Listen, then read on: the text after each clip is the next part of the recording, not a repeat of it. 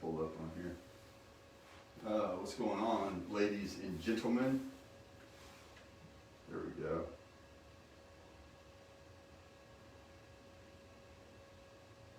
There's one person watching, but it's me. Oh, 6. Oh, hey, there's some people. What's going on, folks? Zeke here with the Bass Tank. We'll let a few people jump on here. Hey, can you guys hear me okay? Shoot me a comment, let me know. I couldn't figure out how to work these fancy wireless microphones that Shannon so kindly got for us. I gotta turn this volume on. What's going on, Mike Hickman?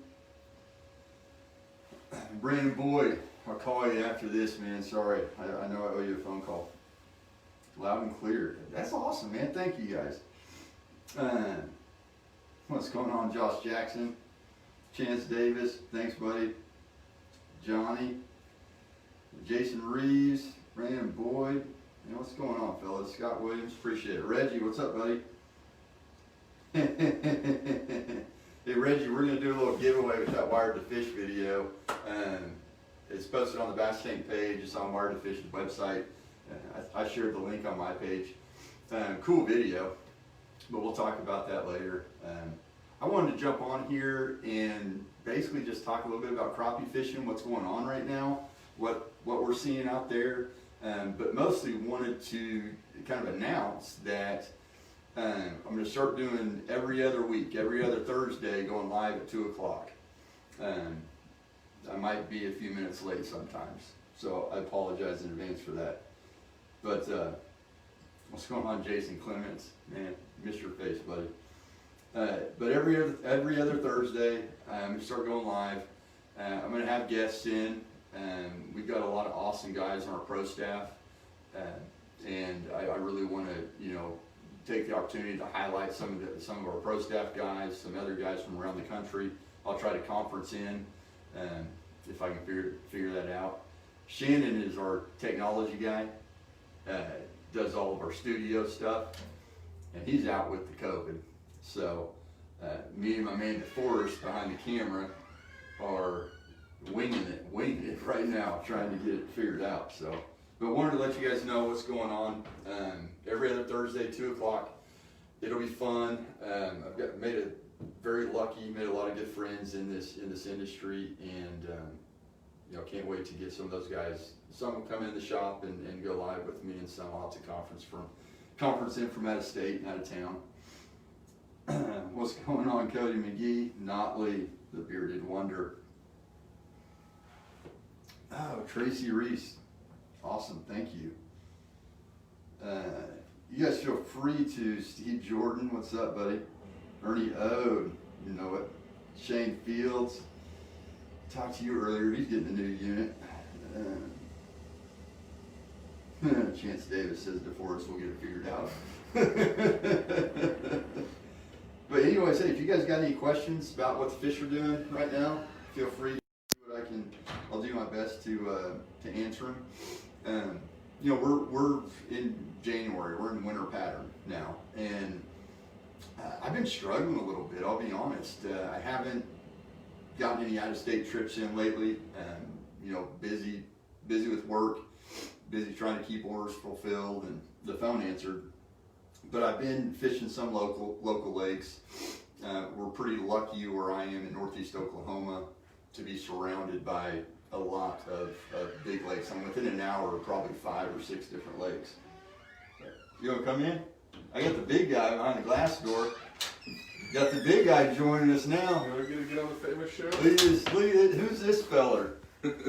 I missed him. I missed my here. And John has been on a tear lately, if you guys haven't seen it. I mean, just destroying some big bass. Yeah, I got mad at him. Apparently. This crappie are too hard to catch, man. Yeah, man. That's why God made bass. Yeah, that's what I heard. But no, you got 2 over 10 pounds. Yeah, I got in a 945. And a 945 is my baby, the big ones. Yeah, Yeah. I got one in the 11.5 pound range and 30 pounds on 3 fish. Yeah. That's a pretty good stringer. Yeah, that is a good stringer. The one is really cool because, you know, as the electronics deal, I got to do it with Lowrance. Oh yeah. In the Lowrance boat. Obviously, there's only like, I don't know how many are in existence right now, maybe 12, maybe 100. A big unknown amount, not very many. I need 100 of them. If somebody's got 100 of them, give me 100 of them. For tomorrow. Yeah. But Lucas, our buddy at Lowrance, you know, we went to school together, Yeah. which is all pretty cool. Yeah. And we got have a little fishing reunion, but on the Lowrance boat. And I got to see the active target in person. Obviously, we've got a lot of experience with live scope, so you know, I wanted to know how fast could I just apply that knowledge to it. And we've challenged ourselves. We would put in at a lake that I'd never been to, Luke never been to, and we started idling around, marked some fish, and actually first cast I got big. It wasn't nothing big. We caught some little bunch of little 2-pounders we were catching, and we could have fun there, but we were kind of hungry for blood, so we went and put in another little city lake that we didn't even know, and didn't do any good there. And so the third lake we showed up, and we ended up coming in, stumbling into a monster school of bass. And last fish of the day was the 9.4, almost 9. We'll call it 9.5 pounds, but 945. I mean, you can call a spade a spade. I'm not giving you that putt. Okay, I call it 9:45 on the video, but the screen says 9:47. 9:47. That's you're gonna short me my 3/100. That's my bad. That's my bad. I saw the video. You guys will see the video soon. Yeah. BTL Bass Talk Live Tuesday.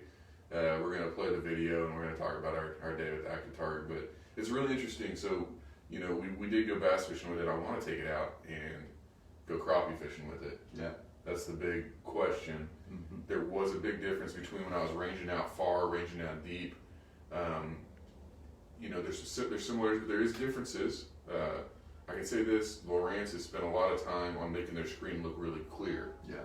And I know that that's a big thing for customers. You and I are used to real dirty screens. We like it. Matter of fact, I turned it up, cranked all the way. Lucas like, "Whoa, I've never seen anybody do that." And I was like, "Yeah, that's kind of my thing. Make the screen look real." And so that's going to be interesting. A little bit, you know, like within 30 feet or so, 40 feet, it started looking very, very similar and very clear, and I could see the fish pretty precise. So it'd be interesting to range in 25, 30 feet and go crappie fishing with it and see. I can't wait to get on the water with it, man. I mean, you and Scott have both been on the boats with it, and did Scott go out with down there in Texas? Just Sprague. I was just kidding. I know Just Sprague. Just Sprague, pretty big name in the bass world. Scott went down there and got on his boat, and then John went out with Lucas yesterday. You know what's funny? Is they went crappie fishing. They did. Just Sprague's like one of the top names in the bass fishing world right now. They were crappie fishing. I don't know if they were on Fork, but they were Fork. Yeah.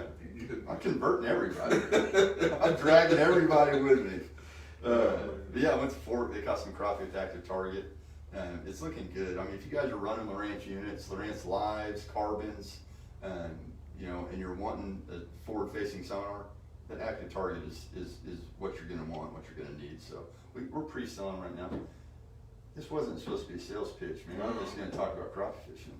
No, who is not curious about? I know everybody wants to know crappie about fishing. Active Target. I got a text message from some pretty big names in the crappie world wanting to know about it. Yeah. And I mean, I think the response is going to be they're going to have to go test it out for themselves. But for those guys, even if you got an old carbon, this is what's cool. You got an old carbon. It's just an update, and then it's literally a $1,500 transducer, like with the black box, and they're up and running forward-facing sonar. They don't have to go through the whole. Add another unit to the front of the boat, which affects your batteries potentially and all that. Yeah. So it's getting cheaper as the technology and as the competition comes together, it's going to get a lot more. And I want my trolling motor to link up with my live scope, John, and I just touch the fish and it just follows it around until I catch it. That's where we're going. No, guys, Active Target. It's supposed to start shipping anytime. Yeah, I mean, that's what I've been doing, and there's talking to different distributors and manufacturers and stuff. And there's a lot of them that were shipped on the 4th of January somewhere into space. Nobody knows where they're at, and they're going to start appearing by the end of January. Obviously, some people know who they are, but no one knows what quantities are going. So we're looking end of January. Is that what we're thinking? So you know how this works, Zeke. Yeah. We sells retail stores in South Africa, and so they got a really cool deal. They catch a lot of big bass in South Africa, huge bass. I mean, that's They're laughing at our little 9-pounders. Do they have crappie? I don't know. It's a good We question. can go find out. I know a guy. I mean, I got a gotta buddy get that some, lives in South Africa. I gotta get some vaccinations Yeah. to go to South Africa, right? I don't like needles, John. They'll have a patch before long. You just slap it right on their forehead. Yeah. I think we're on. What a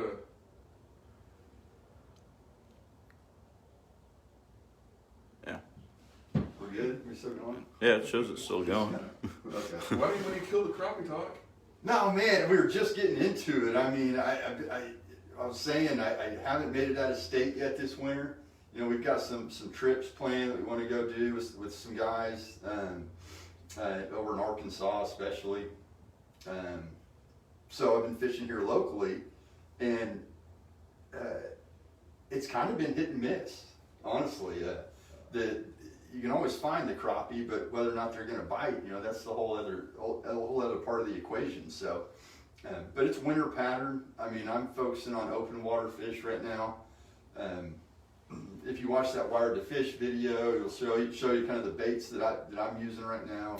Name dropping himself. Yeah. Just happened to be on that Wired to Fish video today. Zeke Anderson. You ever heard of that guy? That guy. Is he blushing on the screen? That's so cool, man. You caught a 275. Oh man, I hadn't told him yet. Oh, maybe you did. Maybe you caught it. I know Reggie watched that video. He told me he did. Yeah. That fish we didn't weigh that was so huge that I didn't boat flip because I wasn't sure where that hook was. It was a 275. Yeah. It was a stud. Next time you hook one that big, just take your purse off, just sit down, and just lift that thing right. Well, here's some fish. Here's some crappie fish talk. Some literal Oklahoma crappie fish talk. Now we're not the only ones getting the rain right now. Yeah. But so where do you find fish, and how do you focus when you got all this rain and this water coming up? No, so where's the first place? Where do you? I got my theories. I got my theories. There's some secrets I don't want out there. I'm just kidding. Well, first thing is first, you gotta learn to study the lakes, because there's certain lakes, for instance, that are just muddy lakes, and when they get an ounce of rain, it's almost like those fish have got smoke inhalation. It's just, there's so much dirt in the water, and that first week of that, and with the water going up and then coming back down, they'll suspend. You'll see fish everywhere, but you can't get them. You can't get them to go. Yeah. So I think staying in the healthiest, clearest water with probably this time of year the least amount of current is gonna be some big steps to find an active fish, right? Yep. It's tough. I mean, I've got some buddies that were just out over the past couple days, and all this weather we've been getting, the rain, snow, and some areas that we're normally fishing right now are just totally blown out. I mean, having to literally plow through debris fields to get back to an open area to try to fish. So finding that clearer water in these muddy lakes that are naturally muddy anyway. It's always good to just go old school and remember the old brush piles you used to fish. Yeah. There is always going to be fish in those brush piles this time of year. They may not be the giants that you want to catch. Yeah. But as far as filling, I was up on Grand Fishing and Bass Tournament this last week, and there was a brush pile. I could see wads of pretty good ones, down in there. You see some roamers roaming around too, but some of those bigger lakes, like a Grand, for instance, because the body of water is bigger, it when you're talking about the temperature going from 45 degrees, 44 degree water to 39, these smaller lakes, they'll drop down real fast, and that hinders the bite.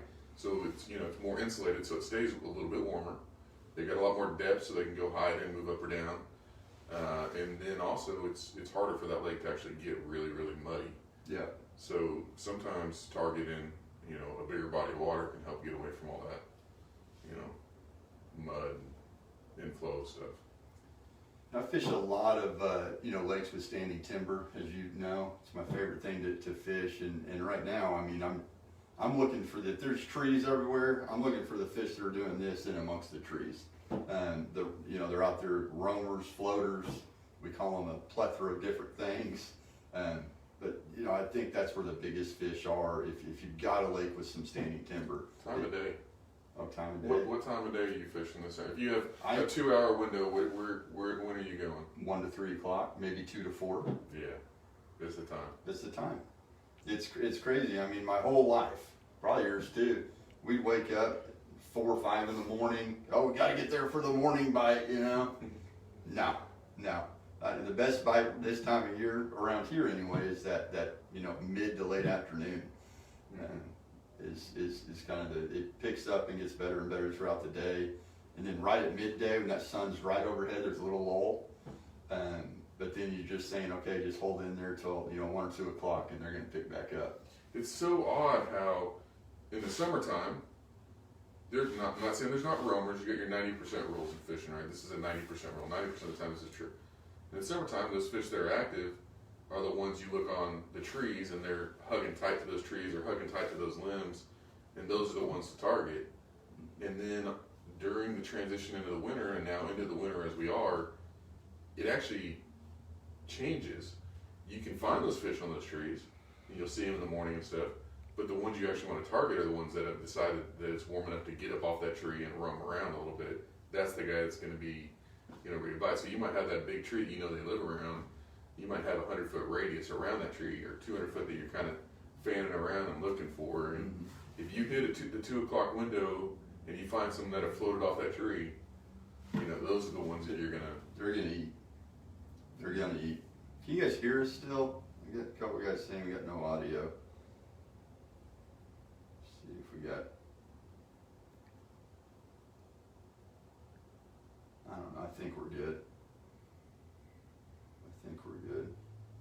I like the video if we still got audio. Clear for me. Okay. Got it. Okay. Thanks, guys. Thanks, Notley, Brandon Boyd. What's going on, Rod Stillman? Man, a lot of you guys jumping on here. Hear you loud and clear. Thanks, Steven and Don. Don's down there on Eufaula. He's catching them, but Don McClish always catches them, dude. Yeah. I mean, Eufaula is also a really awesome winter lake. It is, but I fish the north end of that lake, and it can be hit and miss. Brian Young fishes up there some. A lot of guys don't fish that north end because it doesn't have the numbers typically that the south end of that lake. Man, I gotta tell you, I drove over the Deep Fork. I'd be running from that thing. Mm-hmm. I mean, it was a muddy mess roaring in, and it will be for the next week. I haven't been to Eufaula, but I can just imagine It's a muddy mess. red. It's red too. Yeah, it's tough right now with all the water flowing in, debris flowing in. Now, what is cool about that though? So that's the negative. You got to get away from that. You can't go play with that. That's a waste of a day. But what is cool about that is once that settles 2 or 3 weeks from now, there's going to be this period where the fish are going to wake up and things are starting to get clearer, and those fish haven't been messed with for a month. They haven't fed. Yeah. And it's usually, on fire. You know what I like to throw whenever that happens? Mm-mm. It's not really true, but I'm going to start. A spoon. I wonder where that came from. A spoon. Man. Guys, if there's fish that will not move and react to anything, drop a spoon down there. I didn't know we were telling secrets. Yeah, secrets. John taught me this. He got lucky once. This is how we figured it out. Last ditch resort. But man, we had 3 big fish. They all looked like 1.5 fish. Just boom, boom, boom on a submerged piece of timber. And we were pitching, we were dropping, we were kitchen sink. Yeah, Everything. Was going with these fish. And they wouldn't move. And finally, John looks at me and goes, "Should I drop a spoon down there?" I guess so. This ain't gonna work. And bam, whacked a 145. That spoon went down there and the whole world went on fire. Yeah. They just went, all of them went, Yeah, like sharks. I was like, oh, it's not a crappie. Yeah. It was 100% the biggest crappie that 2 days in a row, the biggest 2 crappie days of the in a day row. Yep, came on a spoon. on a spoon. Yeah, a 130 something black crappie, and then a 145 white crappie. That was at Table Rock we were talking about. So Yeah. I've got spoons in my arsenal. Yeah. I mean, if I need them, I want to have them. So It's my number one fish catching lure, period, across the board. Every species that I fish for, I always have a spoon. It's the easiest way if you're confused about a school to find out what they are. Drop a spoon in there, you'll find out real fast what they are by either when you catch them or how they behave to that spoon. yeah. So anyway, we're good. I was really just getting on here to announce that every other Thursday, I'm gonna start going live, bringing some guests in. And you know some famous people. You're talking to one. No, man, I mean, I'm lucky. That's what I was saying earlier. I'm lucky to be in the position to have met these guys and have them be willing to come in and go live with me. And I mean, hopefully, my mantra for 2021 is teaching. I really want to focus on getting content that helps people catch more fish. I mean, we can all put a camera behind us and watch each other catch fish all day, and those videos are really fun. But I want to focus on content videos that are really diving into boat control and what that means when we say that, Well, yeah. Just the different aspects to what we're doing to be out there being successful with this technology. So who are the guys that you've got over the next month or two lined up? Man, I've got Kevin Rogers, Brian, yeah. Who's that? Oh yeah, Silk Street. Talking about Kevin Rogers. Silk Street. Do you have permission to use his name? I mean, I have to send him a royalty every time I say his name. But no, Kevin and Brian Young I've talked to. The Okie Slab Seeker boys for sure coming up. That's going to be fun. That will be fun. Jerry Graham and Bo Tisdale. Dylan Hackler is going to come up. And so there's just, I would like to have Jerry, as long as it didn't get real too boring, just do some tricks with the jig tying thing. Oh yeah, we'll have If he Jerry doesn't bring want his it, you know portable. what I mean? Yeah. I don't know if anybody wants to sit there for an hour and watch him tie, but I mean, there's a couple probably specific knots and stuff at certain times that he could probably show off that, Yeah. I'm sure there's a bunch of guys out there tying their own stuff. Oh yeah. Yeah. Yeah, Jerry ties hair jigs like a lot of guys are doing now. We'll have him bring up some of his tying stuff and do some tips or tricks on that. And anything you guys want to see, leave comments. Give us some ideas, stuff you want to have on boat content, and in studio content, and we'll do our best to get it out there. We just want to help everybody catch more fish. So, yeah, stay tuned. We'll be promoting this more in the coming weeks. So, appreciate everybody jumping on and watching. Sorry if I didn't get to everybody. Brad Buckaloo, what's up? Dylan Hackler, you always need help right now. But thanks for watching, guys. Crappie Talk with Zeke. Special guest, John Soko. See you later.